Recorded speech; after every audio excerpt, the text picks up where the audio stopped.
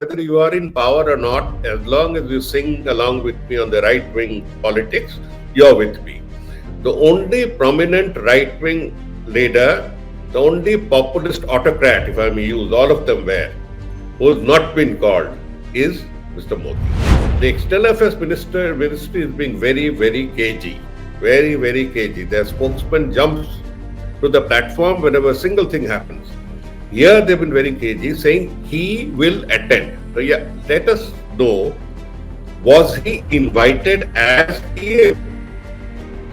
Was India invited at the External Affairs Minister?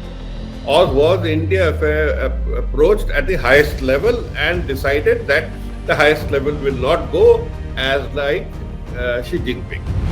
The second issue on which Modi would like to get pally, is I'm being blunt, is the Adani issue. Now, why I say the Adani issue, I have been tracking Modi's, or many of us have been tracking Modi's visits to various countries and the agreements signed thereafter, or the joint communique that is issued, or the joint statement that is issued, and I can give you 8 countries of the world straight away. Immediately after the visit, there's a para that says, X and India look forward to immediate cooperation in the sector of power. Within a month, Adani gets a power contract. This is, as I said, a calculated move to pass on a message to Modi. Now, look, the way Modi has been behaving, I mean, he may be behaving like a supreme ruler, an autocrat who tolerates no nonsense in India. But if you look at the way he's kowtowing, he is known in world affairs as one who kowtows to the strong. The way Modi has been conducting his external affairs is bark through Jaishankar. He doesn't bark too much. Jaishankar barks and barks and barks at everyone on earth. He has lost all our friends in the neighborhood. We are only surrounded by tight enemies, sworn enemies.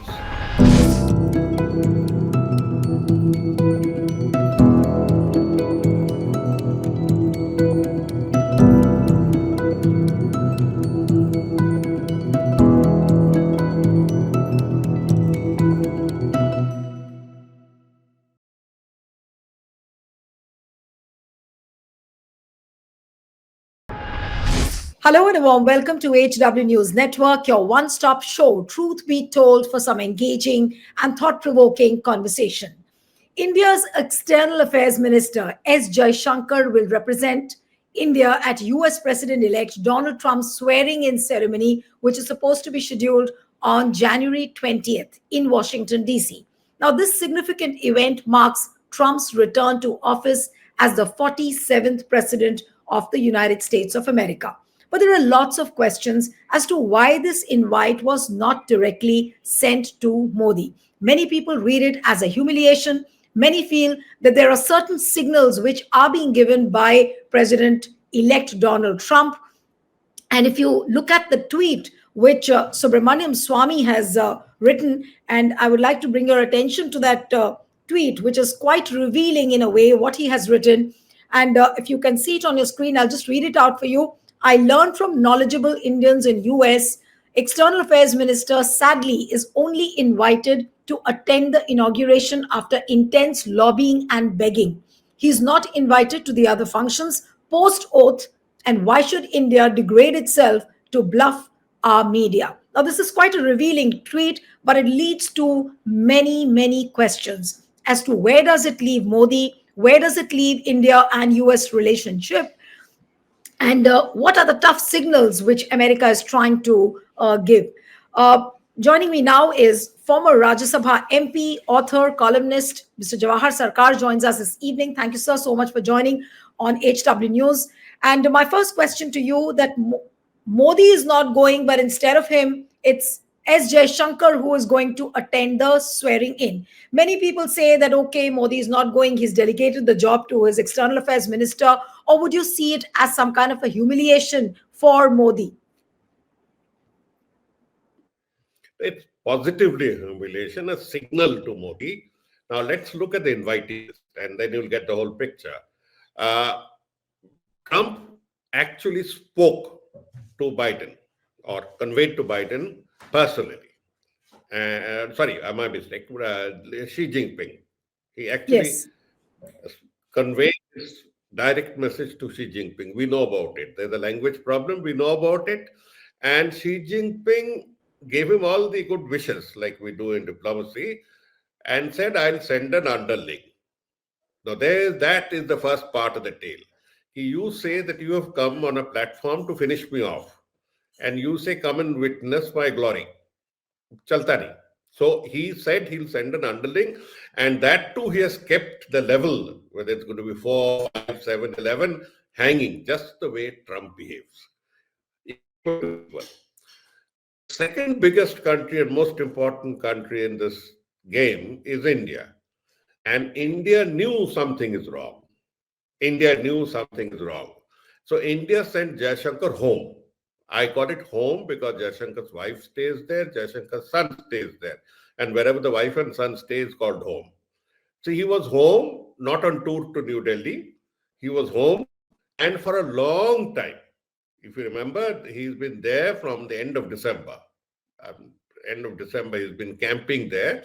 And everyone knows that he's not going to waste his valuable time. After all, the foreign affairs, for external affairs minister, time is very valuable to camp there for so long. And the camping was very simply this: to wangle a card, invitation card for Modi, which meant that the administration knew that Modi was not on the list. Now, for a minute, let's look at the list, the interesting part of the list. Every populist right wing leader of the world, I'm repeating, every populist right wing leader of the world, except Erdogan, everyone has been called. Maybe Boris Johnson has also been called. We don't know, he's out of power. Who's been called? They have called all of them, including Italy, including Jair Bolsonaro, the deposed or the defeated right-wing leader of Brazil. So it goes on. Argentina has been called. Venezuela has been called. These are all right-wing leaders. And Le Pen on the French side, the right-wing leader has been called. That means whether you are in power or not, as long as you sing along with me on the right-wing politics, you're with me. The only prominent right-wing leader, the only populist autocrat, if I may use, all of them were, who has not been called, is Mr. Modi. So that's one. And number two, the external affairs ministry is being very, very cagey. Very, very cagey. Their spokesman jumps to the platform whenever a single thing happens. Here they've been very cagey, saying he will attend. So yeah, let us know, was he invited as PM? Was India invited at the external affairs minister? Or was India approached at the highest level and decided that the highest level will not go as like Xi Jinping? We know for sure, we know for No, but confidently that no, but Mr. Sarkar, but in diplomatic circles, how will this be seen? Will this not be seen as a humiliation for Modi, or will it be just very simple and as in your project that okay, PM will no, not no, want no. to go, and It, whereas MEA minister will go? no, nothing of the sort. You see, diplomacy is like trading. It's like trading with cultured words. That's it. So here, in the trading scenario between Modi and Trump, between India and US, there are two different tradings going on. You must remember that happens at two layers. What is the agenda that India is after? If you take a look, India is in an uncomfortable position, very, very uncomfortable position on 4 to 5 issues. One is the H-1B visas. Okay.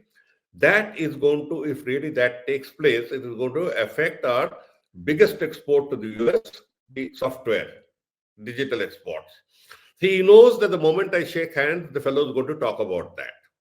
He's got his contradictory set of cabinet, where one of them is pro India visa, that's Vivek Ramaswamy, and the rest of them are anti concession, because Make in America Great depends upon the finishing off of rivals of America within America. The second issue on which Modi would like to get pally is, I'm being blunt, is the Adani issue. Now, why I say the Adani issue, I have been tracking Modi's, or many of us have been tracking Modi's visits to various countries and the agreements signed thereafter, or the joint communique that is issued, or the joint statement that is issued, and I can give you 8 countries of the world straight away. Immediately after the visit, there's a para that says, X and India look forward to immediate cooperation in the sector of power. Within a month, Adani gets a power contract. So that's the way it's been happening. So it's quite open, and there's nothing hiding about it. So the second issue on which he would like to plead is Adani. And the third and the most dangerous issue is the deterioration of relations on the assassination attempt, on the Pannum issue. The Pannum issue is an issue on which Biden has been unnaturally soft. The Five Eyes and America, had Trump been there, he would have finished India off on that. Because it's a make India great, make America great depends on Americans being protected on American soil. Any violation thereof, including severe violation, would be taken amiss. So these are the 3 major issues. Of course, then there are trade issues and defense purchase issues. Defense purchase issues is one-sided practically. So that's, I would put it as a chocolate pudding that they keep offering whenever they get angry. He said, no, you don't take one more chocolate pudding. I will give you few more $1 billion. So that's the way it is. This is a complete affront कि यार ये 5 issues जो आप raise करेंगे, I know what you're going to talk about. I know what you're going to talk about, and I am not going to talk to you about this. That's as simple as that. But then this is not the end of the story, because our relations are very deep. So this is an ephemeral, let us say, point. No, but what you We were have saying so that, many things. no, but when you say that India and US ties are, they go deeper, and it's not like just for 1 or 2 years. They've been like they way back, like for decades we've seen India and US together. But the way Modi has been boasting about his friendship with Donald Trump, in fact, he was the third global leader in the world to have called up Donald Trump and congratulate him when he won the elections recently.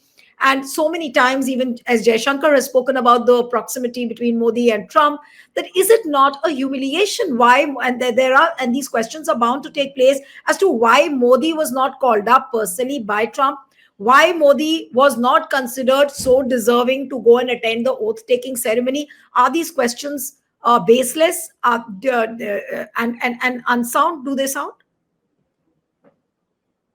They are completely, see, nothing in foreign affairs is out of your mind. I have been associated with it on cultural diplomacy for 4 years, working hand in hand with them, and I've seen how political diplomacy takes place. Then nothing is absent-minded. Nothing is absent. Not even the dropping for handkerchief is absent-minded. Or the scratching of your elbow is nothing is, everything is calculated. It's bizarre the way everything is calculated. Who goes first, who goes second, who's on the left. This is, as I said, a calculated move to pass on a message to Modi. Now, look, the way Modi has been behaving, I mean, he may be behaving like a supreme ruler, an autocrat who tolerates no nonsense in India.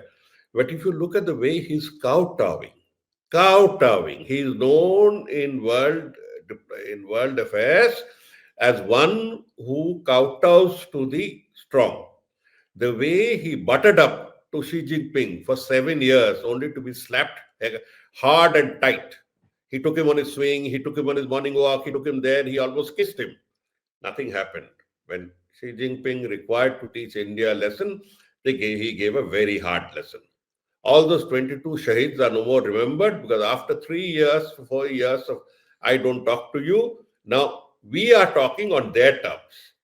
We are talking on their terms because we require some 700-800 billion more of imports, without which our pharmaceutical industry, our solar industry, many of the industries are going to get affected. So we have kowtowed to them. We have let them occupy Indian territory, we have forgotten the 22 or 24 people who died. So that's the way. If Xi Jinping could get his way that way, Mr. Modi has been kowtowing, or let me put it, buttering up to Trump as no one ever has. He took him around on his stadium, packed with supporters, bought or brought. Remember when the Delhi riots were instigated and started? When COVID problem was surfacing, he was not bothered. He was more bothered on showing the world that he knows Donald, Dolan, Hmm. Dolan. He calls him Dolan, Dolan, Dolan Trump. He knows Dolan Trump. गोरा के साथ घुमा के दिखा दिया पूरा stadium and everybody clapping. So hoping that like Roman emperors, he'd be impressing. He did the same with him in Houston. Remember in Houston, Yes. when they went around saying is bar, Trump ki bar, and Trump also did a jig dance and all that. That's all show. The way Modi has been conducting his external affairs is bark through Jaishankar. He doesn't bark too much. Jaishankar barks and barks and barks at everyone on earth. He has lost all our friends in the neighborhood. We have only surrounded by tight enemies, sworn enemies, sworn enemies. Right. All of them are sworn enemies. So that biting is for neighbors, for the little ones, and bowing is for the big powers. So that everybody knows it. He goes Mr. out of Sarkar, his way. yeah, but many international experts feel that during Biden's regime, Modi did not try and establish connections with Trump, and Trump apparently is miffed over it. And as you said, that he's kowtowed over Trump before, but during Biden's regime, he's given expensive gifts to Biden's wife, the first lady, and all of those stories had come out. So, what has Trump uh, disliked about Prime Minister Modi? Why couldn't Trump call up Prime Minister Modi and say that you've got to be present at the swearing in? What has stopped Trump basically? Those. Trump is a completely transactional person. You must remember, Trump has no heart. God forgot to put a heart in him. They put a pocket calculator there. So he has no emotions with anyone. Whatever you see is calculated and done. Whether he's put off because of the Biden era treatment and all that, everybody knew that the Biden era was bad for Modi. He was sent on a morning walk with Kamala Harris, who ticked him off left, right, and center of human rights. Every second month, there were human rights violations report. There were distress signals given by Biden. So they didn't hit it off. He had made this mistake, which is extremely important to remember. No diplomat, no foreign head ever gets into another country's politics. That अब की बार Trump की सरकार is one of the biggest goof ups in the history of diplomacy. Nobody imagine if Prince Charles comes and delivers address in Munger. It doesn't work that way. Nobody expects him. He had gone out of his way, built upon, I would say, inane reports of ambassadors and others. And he went ahead, and after that, he's compounding the mistake. If you notice, he's compounding the mistake by staying away from the thing. Staying away from the opposition leader is not a good thing. Everyone who comes to India, every major leader who comes to India, shakes hands with Modi, has a long time, but tries to go and meet Rahul Gandhi. There's nothing amiss in it. There's nothing amiss in it. We have all done it all our lives. That leader of the opposition, or someone who has been of respect. Now, Modi did not meet him. So whether that bugged him off, we don't know. Point is, in material terms, we stand to lose as we stand. There was overconfidence. अब Trump आ गया ना तब सब fix कर देंगे सब हम fix हो गया हमारे कोतवाल आ गए It doesn't work that way. This is a sharp rebuke. But remember, having said all that, Trump is watching by the day. Trump is a person you need to watch by the day. Every day is a new day to him. Every day is a new day to him. So he has no long-term prospect. He knows we are tight on Quad, we are tied on Leoma. We are tied on the communications network, the Comstech. We are tied down even on the nuclear agreement, which Jake Sullivan came just 2, 3 days ago. So he knows that we have relationships. He knows he needs us. Another point that may have come in is that India's complete surrender to China in the interim period is something worth noting. The Indian press has gone completely silent on that. That what are the terms on which you have started re-engagement? Now, India's soft position to China may have had something to do with it. So my point is, Mr. Sarkar, that is there a bid by America and other nations now to isolate Modi in some way or the other? No, no, no, no. Nothing of the sort. Nothing of the sort. There will be no isolation on human rights ground where Trump is concerned. But Trump is not all of America. As the American administration has shown in the past, the president would also have to mouth what the American equilibrium says. I use the word equilibrium because there are contesting forces in a democracy. So the American establishment is certain that Modi is not being proper to minorities. That line won't change. Maybe the president would not be mentioning, but others in the State Department would go on mentioning that you better not bug the minorities, you better not threaten the minorities. So these issues will all be coming in because America is more than Trump, as I keep saying, though Trump doesn't believe it. He has fallen in. Now, there is a lot of enthusiasm because so many Indians have been taken. I said, beg your pardon, ex-Indians have been taken.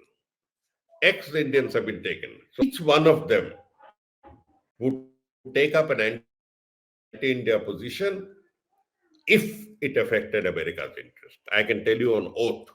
Everyone. Tulsi Gabbard may talk about soft things now and mushy things today. Tomorrow, if she has to take a position between America and India, she'll surely take it on her side. And she'll not hesitate once to cut us out.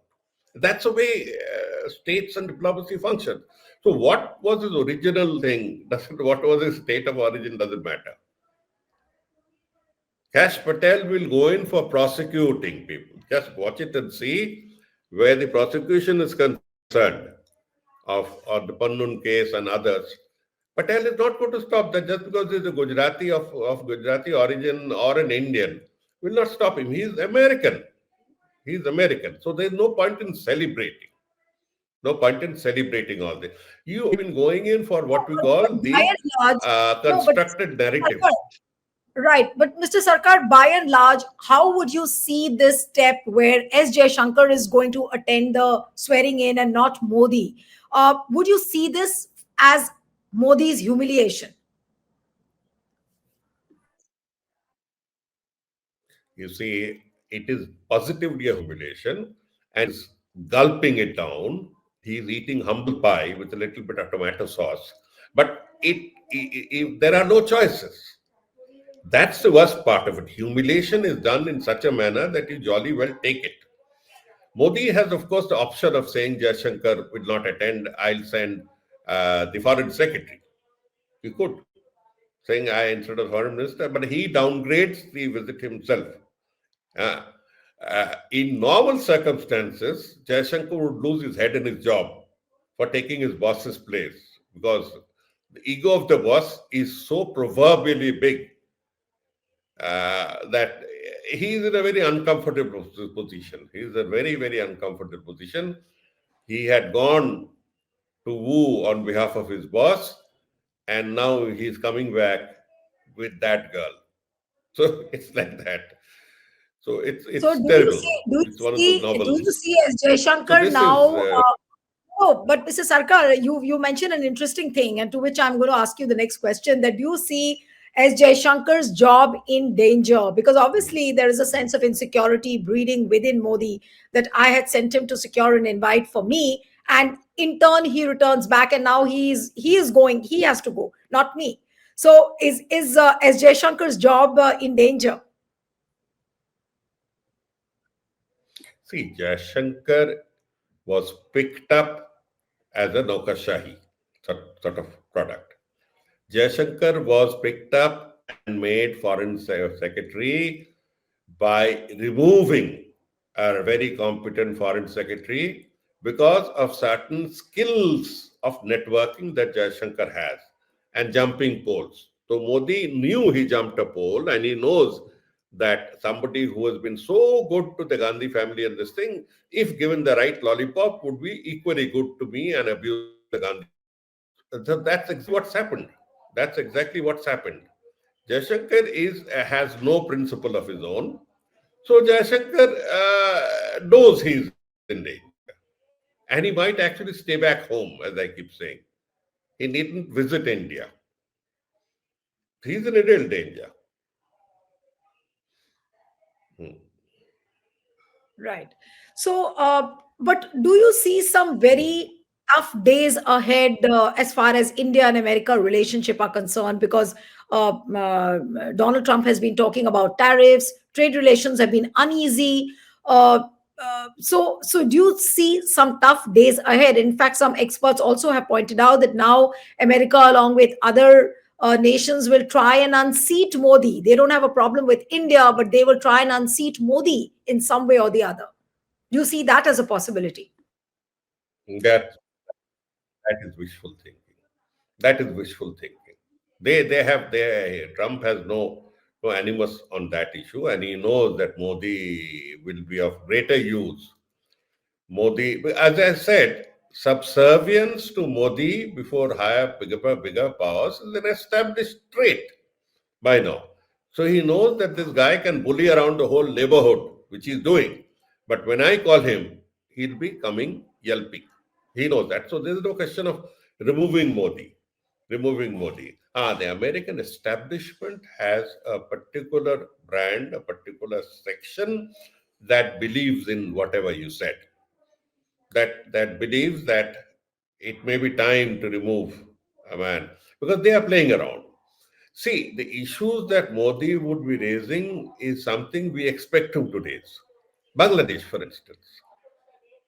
Bangladesh is an issue on which India is mighty miffed about it. Yeah, how did you outwit me in let us say cutthroat diplomacy? How did you outwit? We are just completely outwitted because we were being inane. Inane is a softer word for stupid. We have been seeing over the last 8 to 10 years, you, I, everybody has been hearing of Hasina's detention chambers from which people don't come back, Hall of Mirrors. We have knowing that Hasina was going more and more autocratic. We know very well that Hasina's family was and friends were more her gang were pumping millions, billions out of Bangladesh. And such a situation, we knew that the people of Bangladesh were looking at India with hostile eyes. So it's a question of whether Yunus comes today or the Yunus comes tomorrow, doesn't matter. Somebody would come. In fact, we are lucky that the hardcore Islamic right has not taken over directly. And there's a reason for it, but that I'll explain later. If a hardcore Ayatollah Khomeini had taken over Bangladesh, we'd Hmm. be suing in, Right. what shall I say, in our own juices now. Absolutely. In Hmm. fact, we can do a separate program on Bangladesh. But coming to my last question on this whole episode, which has come out as an ugly chapter that Modi is not attending the swearing in of Donald Trump, what would you really say towards the end and how would you read it? So, you see, as I keep saying, Trump is by the day. So don't read him long term because he can't read himself long term. Trump takes a decision, is in the habit of taking a decision at the crossroad. A crossroad. Even he doesn't know what path he's taking, but there are certain traits within him and there are certain compulsions in his campaign. The compulsion in his campaign, MAGA, that will make America great again, means that any interest that threatens employment in America, or threatens American supremacy is out. So on that, he's surely going to take up on the visas issue. He's not going to stop raising the visas issue because somebody gave him a bright smile. No way. So visas issue will affect us badly. So we'll have to take that into. You see, there was a time when what we call this body shopping, this is called body shopping or sending our chaps over, was rare, was much rare. Now it has become of gigantic proportions. Every chap who has done his IT from what shall I say, from Bhagalpur or from Siliguri and has made it, expects that he'll be sent to America and then he'll get another H-1B card for his wife, and then they'll have a child there who'll be an American citizen. This sort of trend that's going on, this sort of expectation, this sort of entitlement also is not a good thing. You are doing software business, go ahead, send people over on essentiality basis. They come back, they're your employees. You are not a US citizen creating machine. The way the IT industry is developing. So they are now getting a reality check. They'll do that. Second is there was this frustration with the American dollar. Trump gave one yelling and everybody sat back, saying, no, we accept the dollar linked world. So there will be issues on which Trump will be teasing other nations. It's not that he's singling out India. He'll be teasing other nations because he does not believe in the concept of a friend. He doesn't believe in the concept of a friend, a wife, being very strong. He had some three of them. He can alimony out anyone if he feels like. It's that everything is transactional to him. So if India comes up with good, juicy transactions on defense, and he has, let us say, patronized defense, or the defense sector has patronized him like they patronize every American president, then he'll be there. They'll be So there. There's an which immediate means, conflict. but then that means, Mr. Sarkar, that means that Modi will have to redraw his equations with Donald Trump, because so far he had been dealing with Biden, trying to appease him in all sorts of ways. But now Trump taking a hard stand, I think Modi will have to recalibrate everything totally, it seems. He will do that huggy business once he meets him. He will meet him. They will call him. It's not that bad. They will call him maybe after some time, having taught him that you are not my prime queen. So he thought he was the prime queen of the palace. He's not the prime queen. वो समझा दिया. So he will call him. He'll be nice to him, but on those terms that you please understand the MAGA philosophy. You please understand the Trump is great philosophy. How much that will lead to? Because this forecasting that अब Trump आ गया सब ठीक हो जाएगा, Bangladesh will be, he'll pull up Yunis and maybe throw him out. These are all the cocktail talks of Delhi. These are cocktail talks of Delhi that have now reached between what we call the Jhandewala and Din Dayal Upadhyay Marg corridor. वहां भी यही पहुंच गया. Now they and the Khan Market gang are now talking the same thing. Right. The Khan Market gang talks like this. Jhandewala is also talking like this. Now Right. Your Din Dayal Upadhyay Marg is also talking like this. So these are the self-made, self-fed, self-perpetuating narratives in the cocktail circuits. Otherwise, they'll feel the cold a little more. They'll Right. feel the cold a little more. They don't fall for all this. Right. Okay. So interesting insight coming from you. Yeah. So I was saying that interesting insight coming from you there. Thank you so much, Mr. Sarkar, for joining on HW. Thank you. Stay ahead with our cutting-edge news app. Instantly access the latest shorts in just 1 minute and breaking news in just 50 words. Download now for a smarter, faster news experience.